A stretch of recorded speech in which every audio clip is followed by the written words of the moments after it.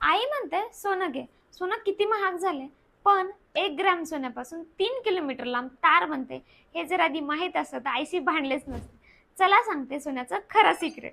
आधी फॉलो करा आणि व्हिडिओ शेवटपर्यंत बघा. आपण सोनं म्हणजे दागिने, श्रीमंती, मिरवणं एवढंच समजतो, पण सायंटिस्ट सोन्याकडे बघतात एक जबरदस्त मटेरियल म्हणून. सोन्यात असतो एक भन्नाट गुण, तन्यता म्हणजे डक्टिलिटी. म्हणजे सोनं तुटत नाही तर खेचत राहतं.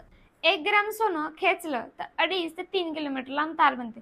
म्हणजे जर 28 ग्रॅम सोनं खेचलं तर 80 किलोमीटर. म्हणजे मुंबई ते पुणे सोन्याच्या तारेने जोडता येतील फक्त मुठभर सोन्यातून. आणि हा तार किती पातळ असतो?